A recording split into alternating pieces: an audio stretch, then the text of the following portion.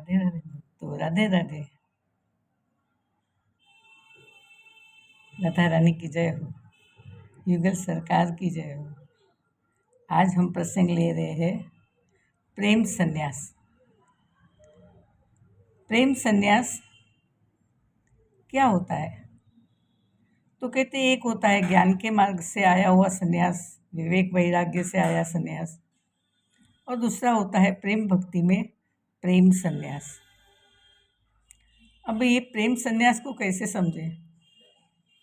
तो इसमें यही समझना है कि जहाँ प्रेम है सच्चा,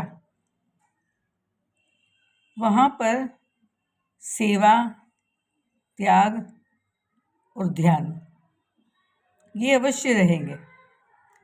अगर आपका ध्यान लगातार उस प्रिय में लगा रहता है तो वो आपका प्रेम संन्यास है, संसार याद आता ही नहीं।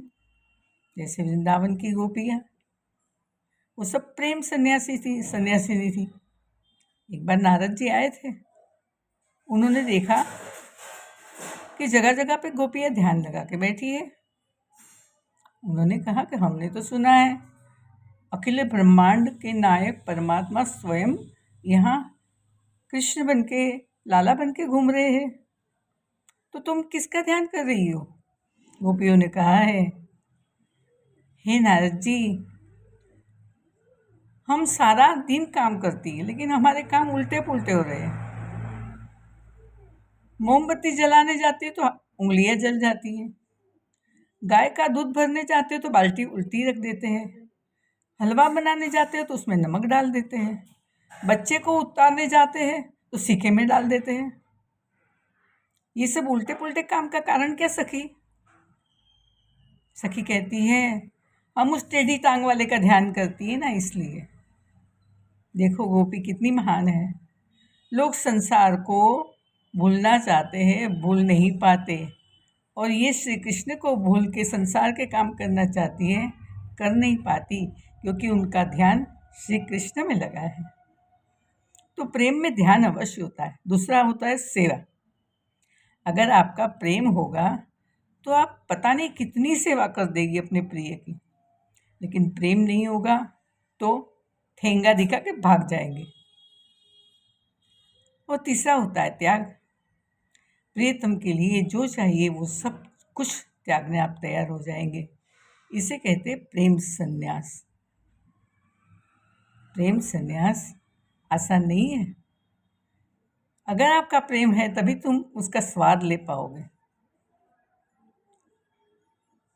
एक छोटी सी कथा है कि हम तो परमात्मा को चाहते हैं, हम उनके पीछे सन्यासिनी दीवानी है, लेकिन परमात्मा भी हमें उतना ही चाहते हैं।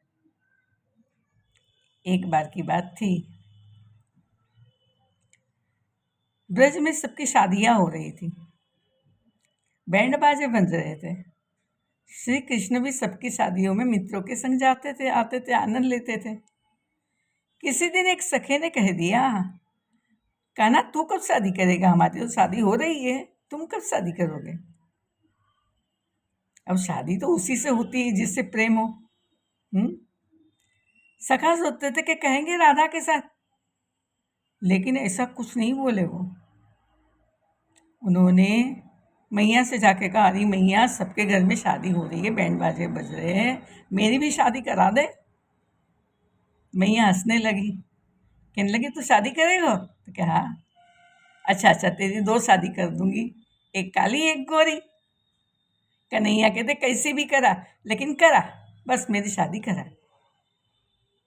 मैया ने लाला की इच्छा रखने के लिए ब्रज में ऐलान कर दिया कि मेरो लाला भी शादी करेगो, जिनको उससे शादी करनी हो वो कल सुबह आ जाए सज के। और दूसरे दिन तो ब्रज में नंद भवन में लाइन लग गई।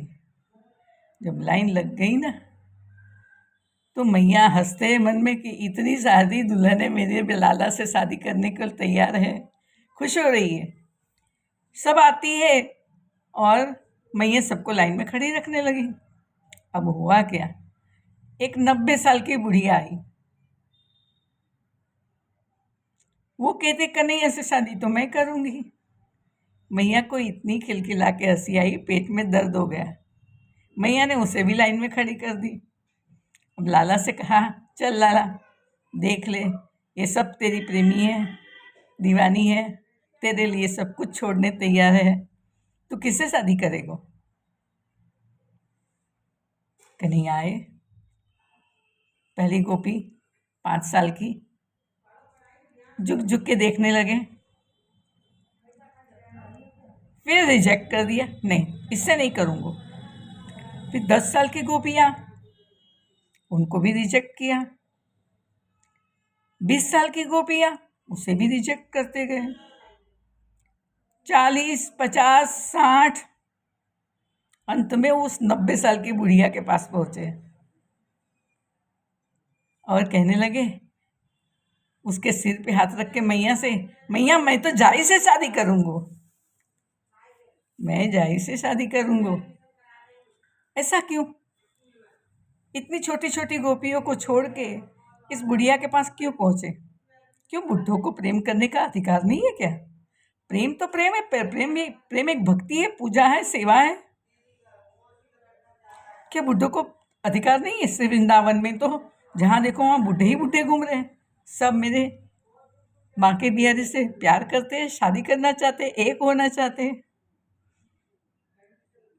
अरे बात ऐसी है, बुढ़े प्यार करते हैं लेकिन लोग उन पर शंका नहीं करते, क्योंकि ये उम्र आत्मा के प्रेम का है, शरीर के प्रेम का है ही नहीं। और इसलिए कन्हैया ने सभी छोटी उम्र वाले को रिजेक्ट किया, यानी शरीरों को रिजेक्ट किया, और बुढ़ी माता जी जो थी उनको गले लगा लिया, क्योंकि ये उनका आत्मा का प्रेम था। वो कोई अपने शरीर से कुछ चाहेगी थोड़ी, 90 साल वाली।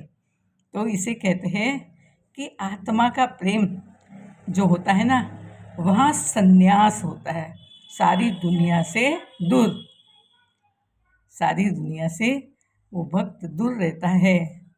हमारा प्यारा और मैं, बस हमें और कोई नहीं चाहिए। बोली वृंदावन बिहारी लाल की जय।